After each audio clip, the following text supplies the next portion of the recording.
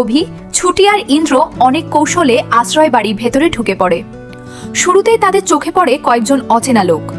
প্রথমে মনে হয় তারা সাধারণ মানুষ, কিন্তু তাদের প্রতিটি পদক্ষেপই ছিল অত্যন্ত সন্দেহজনক। তাই কোনো ঝুঁকি না নিয়ে তিনজন আড়ালে লুকিয়ে পুরো ঘটনাটা লক্ষ্য করতে থাকে।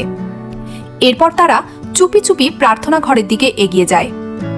ঘরে ঢুকেই ছুটির নজরে আসে এক অদ্ভুত পরিবর্তন। দেয়ালে থাকা ছবিগুলো আগের জায়গায় নেই। বিষয়টা অভিকেও ভাবিয়ে তোলে। চারপাশ ভালোভাবে খুঁজতে গিয়ে তারা বুঝতে পারে ঘরের ভেতরে নিশ্চয়ই কোনো গোপন ব্যবস্থা লুকিয়ে রাখা হয়েছে।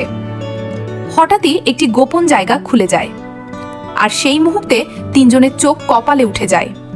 সেখানে সারি সারি করে রাখা রয়েছে অসংখ্য ঝকঝকে হিরে। কোটি কোটি টাকার এই মূল্যবান হিরেগুলো অনাথ আশ্রমের মতো একটি জায়গায় কেন লুকিয়ে রাখা হয়েছে, সেটাই ছিল সবচেয়ে বড় প্রশ্ন। কিছুক্ষণ পরেই সামনে আসে আসল সত্য। ওই সন্দেহভাজন লোকদের কথোপকথন থেকেই পরিষ্কার হয়ে যায় আশ্রয় বাড়িকে ব্যবহার করা হচ্ছিল হিরে পাচারের নিরাপদ ঘাঁটি হিসেবে। বাইরে থেকে কেউ কখনো সন্দেহ করবে না বলেই তারা এই জায়গাটিকে বেছে নিয়েছিল। ঠিক তখনই অভি আর এক মুহূর্ত দেরি না করে সামনে চলে আসে। সে সবার সামনে জানিয়ে দেয় পুরো চক্রের খেলা শেষ। পুলিশের সামনেই সে অভিযোগ তোলে এখানে দীর্ঘদিন ধরে অবৈধভাবে হিরে পাচারের কাজ চলছিল।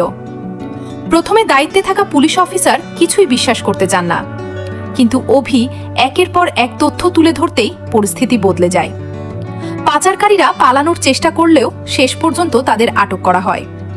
ছুটিও আবেগে ভেঙে পড়ে, কারণ যে আশ্রয় বাড়িকে তারা মন্দিরের মতো সম্মান করত, সেই জায়গাকেই অপরাধীরা নিজেদের স্বার্থে ব্যবহার করেছে।